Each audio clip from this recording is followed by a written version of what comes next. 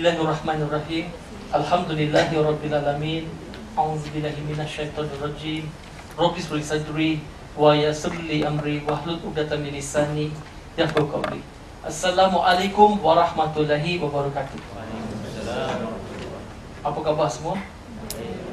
Alhamdulillah, kepada pengacara majlis kita Ustaz As, Profesor Ismail Ishak, tuan-tuan dan puan-puan yang dirahmati Allah Subhanahu Wa Taala. Syukur alhamdulillah dengan izin Allah Subhanahu Wa Taala dapat kita bersama-sama sekali lagi. Saya pun dah tidak pasti dah berapa kali saya datang di UM. Saya andaikan ini kali keempat. Alhamdulillah. Cuma saya nak bertanya sebelum saya teruskan, berapa ramai di antara tuan-tuan dan puan-puan pernah dengar cerita saya sebelum ini? Yang Harun Hayat kita tak kira lah ya.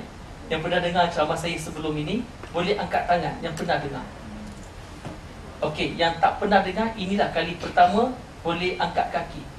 Atau tak? Yang kali pertama boleh angkat tangan, kali pertama. Okey, saya lihat dalam lingkungan 53.4% kali pertama. Okey, alhamdulillah, lebih kurang separuh-separuh.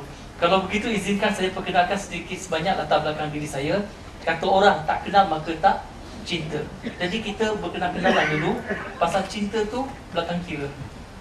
Yang pertama sekali, saya ini bukannya ustaz. Dan sudah pasti saya bukan ustazah. Biasa dalam ceramah saya akan perkenalkan diri saya terlebih dahulu, bukan ustaz. Yang pertama sebagai disclaimer. Dan kedua, saya nak bagi tahu, kerja dakwah bukan kerja ustaz atau imam sahaja. Tetapi kerja dakwah adalah tanggungjawab setiap orang Islam. Bila kita mengaku diri kita Islam, maka jatuhlah kewajipan atas kita untuk berdakwah. Dan seterusnya, nama saya Syahkirit bin Kakulal Gowinji.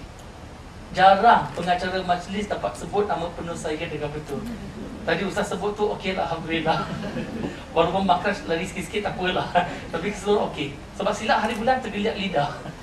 Kita di Malaysia, kita dah biasa orang masuk Islam kena tukar nama bapa kepada Abdullah. Dia berbin atau berbinti Abdullah. Tukar nama bapa kepada Abdullah bukan ajaran Islam. Tidak ada mana-mana ayat Al-Quran atau hadis Nabi Muhammad SAW menuntut orang yang masuk Islam tukar nama bapa mereka. Tak ada. Ini satu budaya kita di Malaysia. Tapi budaya yang menyusahkan sebenarnya. Seolah-olah memberi gambaran Islam memutuskan hubungan antara orang yang masuk Islam dengan mak bapak dia, keluarga asal dia. Walhal kalau kita mengkaji Al-Quran, Allah Subhanahu Wa Taala menuntut kita sentiasa menghormati, mentaati kedua-dua ibu bapa.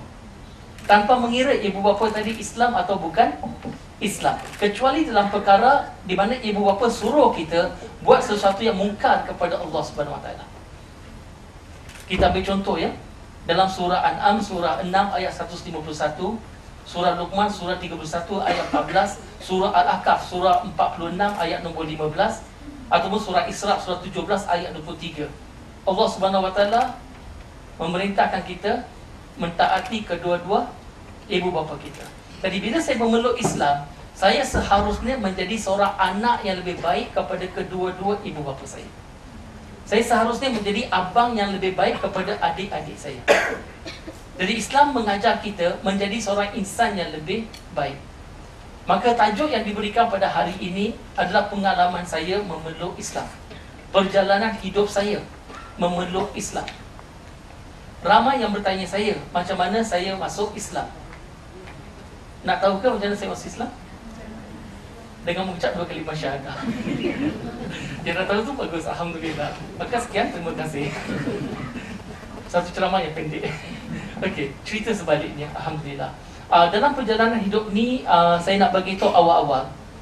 Tidak ada niat langsung dalam hati saya untuk nak offend ataupun nak menghina mana-mana agama lain. Ini satu perbincangan pengalaman hidup saya secara ringkas ya. Okey.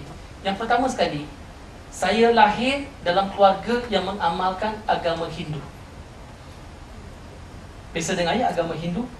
Tetapi kalau nak lebih tepat lagi, keluarga saya mengamalkan agama Jain dan Hindu. Jainism, Hindu. Saya daripada kaum Gujarat. Kalau orang kenal Gujarat ni, beramai daripada orang Gujarat ni dia sebenarnya Jainism. Dia Jainism. Tetapi kalau di Malaysia saya lihat, amalan mereka adalah Jainism dicampur dengan agama Hindu. Saya ingat eloklah saya berikan sedikit latar belakang tentang Jainism dengan agama Hindu. Kalau agama Hindu, tuan-tuan dan puan-puan sudah biasa dengan Bollywood, dengan melihat Shah Rukh Khan dan sebagainya. Okey, Shah Rukh Khan tu orang Islam sepatutnya. Okey, so kita ada gambaran sedikit banyak apa tu agama Hindu, dengan kuil Hindu dan sebagainya. Kita ada sama gambaran. Sama ada gambaran itu tepat atau tidak tepat, itu perkara lain. Sebab selalunya kita mempunyai gambaran tentang agama lain dengan melihat pada penganut agama tersebut.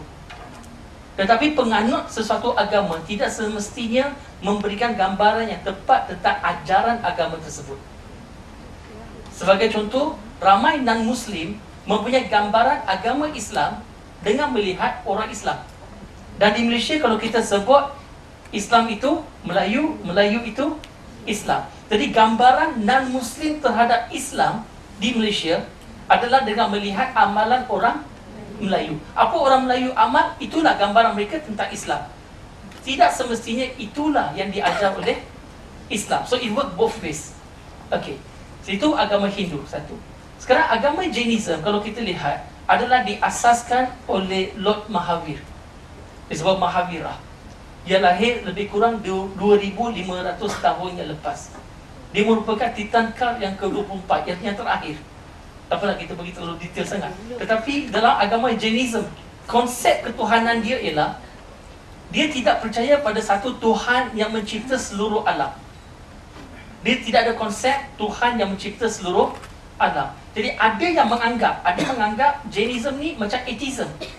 Sebab tidak menyebut tentang Tuhan yang mencipta seluruh alam. Itu Jainism. Kalau kita pergi ke kuil-kuil Jainism, macam di India contohnya, tidak ada patung-patung berhala, tidak ada tuhan-tuhan dalam kuil tadi. Dan kalau kita lihat satu konsep yang penting dalam Jainism adalah ahimsa. Ahimsa ini disebut non-violence. So dalam agama Jainism, membunuh nyawa satu dosa yang sangat besar. Jadi bagi Jainism tidak boleh bunuh nyawa. Jadi mereka ini mengamalkan makan sayur-sayuran saja. Jadi kalau kita lihat, tidak boleh makan macam daging, tidak boleh makan ayam, vegetarian, asal daripada Jainism. Dan bila sebut sayur-sayuran pula, orang yang mengamalkan Jainism, ada yang mengamal dengan lebih keras lagi, lebih ketat lagi. Sayur-sayur yang ditanam di bawah tanah pun tak boleh makan. Macam ubi kentang, ubi keledek, bawang, mereka tak boleh makan. Sebab apa? Bila kita nak cabut sayur tadi daripada tanah, bersama-sama dengan tu kita akan bunuh banyak nyawa lain yang bergantung pada sayur tadi. Dan kalau pergi yang lebih keras, dia tak boleh masak makanan pun. Sebab dengan memasak makanan pun berapa banyaklah nyawa-nyawa terkorban. Jadi mereka akan pergi daripada rumah ke rumah, siapa-siapa yang ada makanan, dia bagi sedikit makanan dia. Ini yang lebih keras dan tegas lagi dalam amalan Jainism. So Jainism itu konsep dia. Dan kalau kita lihat agama Hindu pula mempunyai satu konsep ketuhanan yang biasa kita fahami, yang biasa kita lihat adalah semuanya adalah Tuhan. Pantheism. Tuhan ada di mana-mana sahaja. God is everywhere. Nampak? Okey. Ataupun kalau kita lihat dalam konsep daripada kitab Hindu sendiri menyebut terdapat 33 crore Tuhan. 1 crore ni kira 10 juta. Dengan lain perkataan 330 juta Tuhan. Ini pahaman umum dulu. Nanti saya akan pergi lebih spesifik, saya akan pergi kemudian. Sebab saya dilahirkan dalam keluarga agama Hindu, Jainism.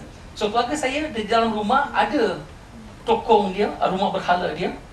Orang Hindu biasanya dia tak pergi ke kuil setiap hari.